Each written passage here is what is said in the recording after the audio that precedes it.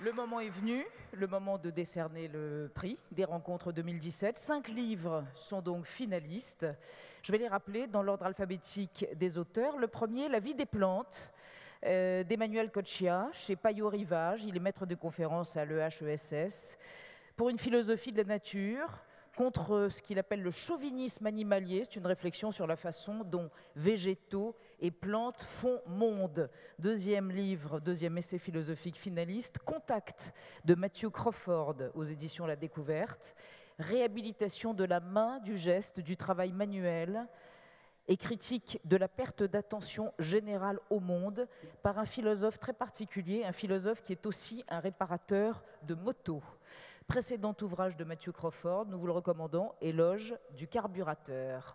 Troisième livre finaliste, Vivre avec les robots, aux éditions du Seuil. Robotisation, intelligence artificielle, défiance, méfiance peut-être même de l'homme prométhéen envers le robot susceptible de le dominer et qu'il a créé. C'est un livre de Paul Dumouchel qui enseigne au Japon et de Luisa Damiano qui est professeure de logique à Messine. Ils ont réfléchi à l'empathie artificielle.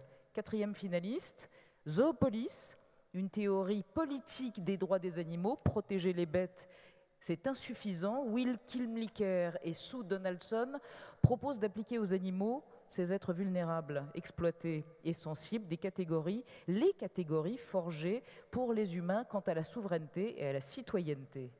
Et enfin, le dernier ouvrage, donc finaliste des rencontres, l'ouvrage de Jean-Claude Milner, Relire la Révolution aux éditions Verdier, un ouvrage de philosophie politique, ça a été dit, autour du concept de révolution. Tout le monde utilise ce concept, même Emmanuel Macron, c'est dire.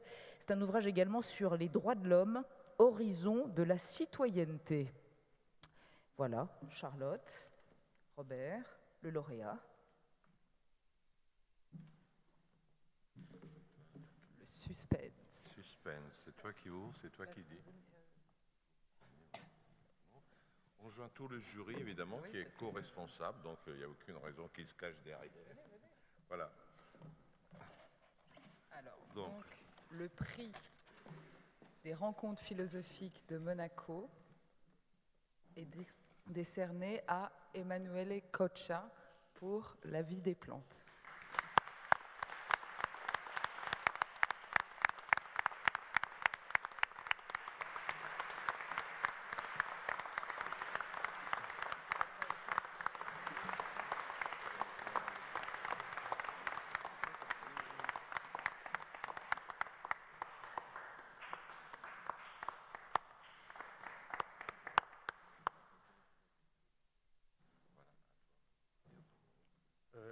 Merci beaucoup, je suis très touché, très ému. Moi, je n'ai même pas reçu des prix à l'époque des lycées, donc c'est quelque chose d'un peu surréel. Et si on ajoute le fait qu'on est dans une principauté avec des princesses, ça donne l'air vraiment du fable. En étant d'origine un peu italienne, je n'avais pas voulu préparer quoi que ce soit à cause de ce qu'on appelle la scaramanzia, c'est-à-dire la volonté de ne pas anticiper un événement pour les détruire ou pour la mauvaise fortune. Peut-être j'essaie juste de donner en 2 phrases ce qui a été l'intuition fondamentale du livre. Les livres partent d'un constat qui était aussi les constats au fond des grands mythes et des religions, c'est-à-dire que le monde est un jardin. C'est un paradis au sens littéral du terme, mais avec une petite correction, c'est-à-dire que dans ces jardins, les vrais jardiniers ne sont pas les hommes, mais les plantes elles-mêmes. Car de fait, ce sont les plantes qui produisent et ont produit les mondes que nous habitons, au moins dans 2 sens. Ils ont, en occupant la surface de la croûte de notre planète, produit un changement qui a transformé de manière réversible notre atmosphère en introduisant de quantités massives d'oxygène et en tuant, c'était un événement polluant qui a tué vaste nombre d'espèces anaérobies, mais qui a rendu possible la vie pour les animaux supérieurs en créant l'atmosphère que nous tous habitons et qui est de fait le premier environnement que nous habitons. Ils ont aussi créé le monde dans le sens que chaque plante transforme la source primaire d'énergie dont notre planète dispose, c'est-à-dire les soleils, en matière vivante, et surtout dans la matière vivante qui est la base énergétique de la vie de tout animal sur Terre.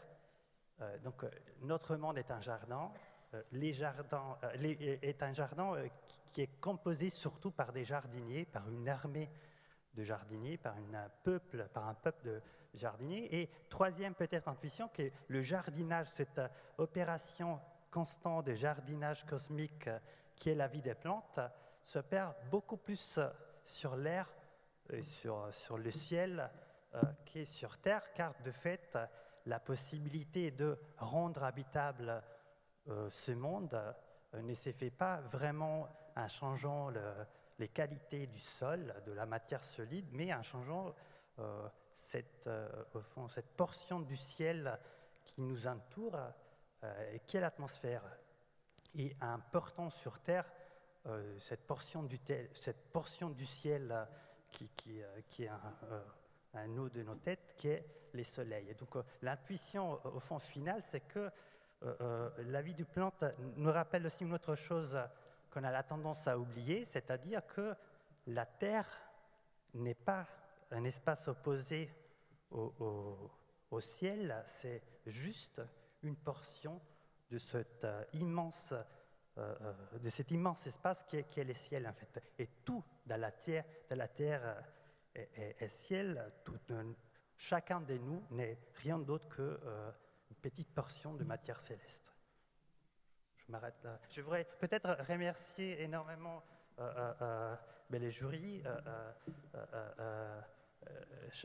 chacun de vous, et aussi vous dire à quel point